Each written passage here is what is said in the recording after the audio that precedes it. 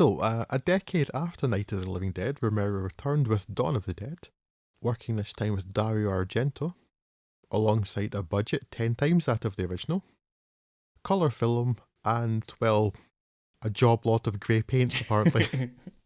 Dawn is often considered a sequel to Night of the Living Dead, but as it shares neither location nor character, nor indeed even timeline, it's perhaps more akin to a reboot, I guess, in modern parlance.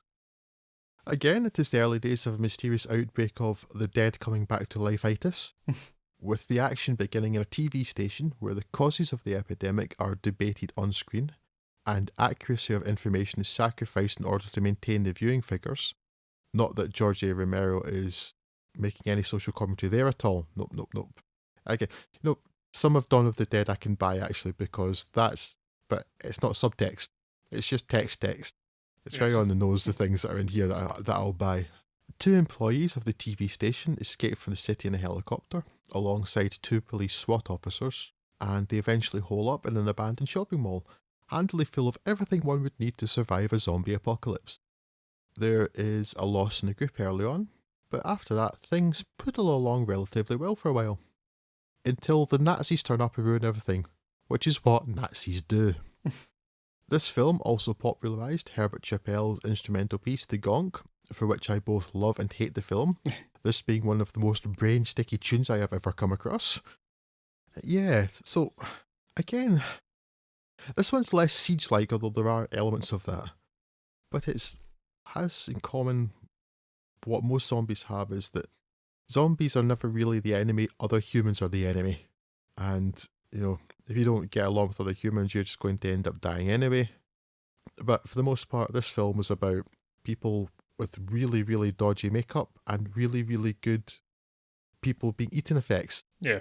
It's a strange combination, because for nearly every zombie, apart from a couple that seem to have had a little bit more care, it's grey paint put on the bodies in a very, very slapdash manner, because the putrescence of being zombies seems to stop round about the ears. Anything behind the ears is just flesh coloured. Because they brought in Tom Savini to do the special makeup effects for this, and I assume they mean not the face paint, because some of the actual Day of the Dead takes Savini's work even further. Some of the bits where people are torn apart and eaten by zombies is truly, truly gruesome. Yeah. It's really a very, very gory film, but I say convincing. It's not like I ever think it's actually a human body or anything, but it does kind of turn your stomach a bit when you see people grabbing an arm and eating the flesh off the arm like it's a chicken drumstick. So that sort of stuff is really well done, and the guts falling out of bodies and things. But it's such a clash with how do you make everybody look like a zombie? We'll just badly apply some grey paint to their face. It's okay. Like I said, in terms of how other zombie films would go on to look and the goriness of things, I think Dawn of the Dead's the real blueprint for most things going forwards. Yeah, it definitely is.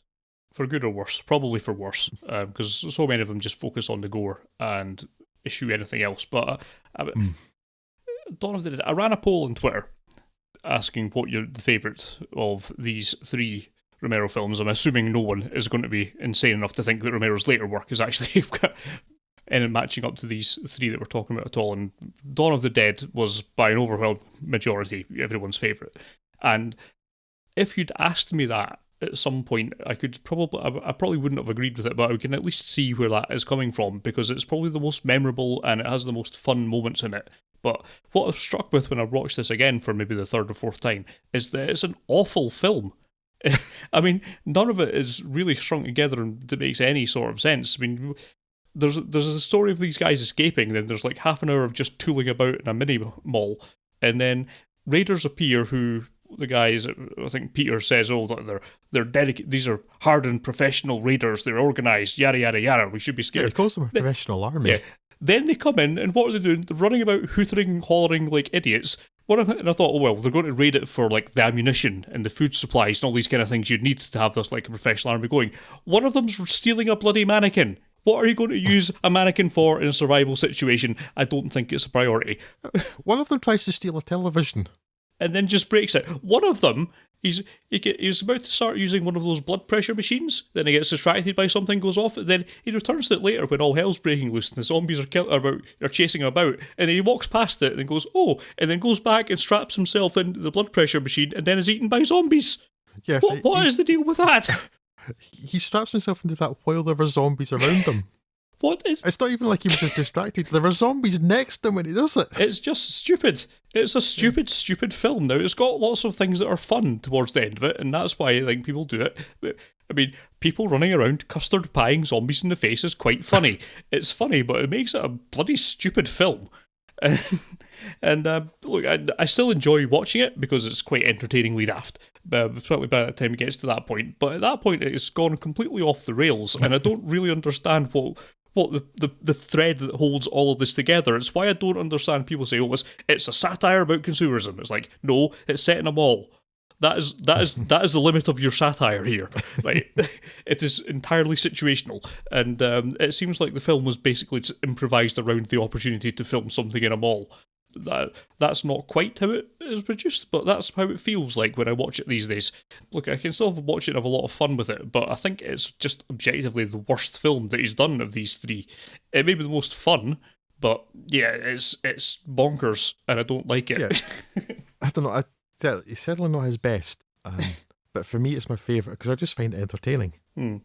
And I don't know whether part of that though is that, and I tend to think about these things, and I probably think about it really more than is healthy. But the idea of like how to survive and stuff, and I blame Fallout for this. A series of video games I love. But one of the things I find so entertaining about this film, although very frustrating too, because the characters in the film don't do it, is that they're preparing for holding up in face of these zombies, and in my head I'm watching it planning like I would do this. Why do go and buy? Look, they have that shop has that thing. Go and get that and do that and turn these lights out. And it kind of drives me crazy, but at the same time I find it quite entertaining to sit and think, yo, yeah, I would be surviving because I know I'm not an idiot. Like these people apparently are. All the idiots are surviving in these films. And, look, let me write your script so they actually survive and make sense on the planet. Because I just find that idea of planning everything quite satisfying. But at the same time, because they don't do any sensible planning, it frustrates me. Unless it was really, really important to, get a big fur coat and lots of makeup and things. Yeah, and let's say the sort of social commentary that Romero's making is spoken by the characters. To suggest that it's some sort of satire, that's like, no, you get it. You're right, it's situational. It's like, it's a good place to do because it's wide open. It's kind of incongruous to see some of the things happening in this place. Also, there's lots and lots of material for them to use and survive with, so it makes sense to go to that place. I always thought maybe part of it is because, I mean, not being American, we don't have quite the same mall culture, if that is a thing. Because, I mean, okay, there are shopping malls here, but when I go to them, I don't go to it for rest and relaxation. It's because I want to buy some clothes, and that's where the clothes shops are. Yeah, mall rats really aren't a thing in Britain, whereas in America for so long, malls are a destination. Mm-hmm.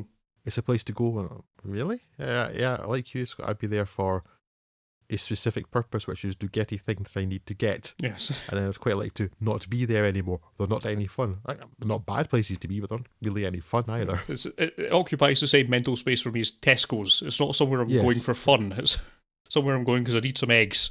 Yeah, so yeah, there's definitely a culture difference here. So maybe that there being a mall does have more resonance for an American audience. Yeah, perhaps. It struck me as quite odd though. I guess malls were kind of a 1950s thing really, but when they're flying across Pennsylvania and they come across this mall, and then one of them says, it seems to be one of those mall things, a big indoor mall, like, as if that was a novel idea at the time, and that struck me as really odd. It appears to be a collection of shops under one roof. Well, what could this be? It's strange. Yes. So,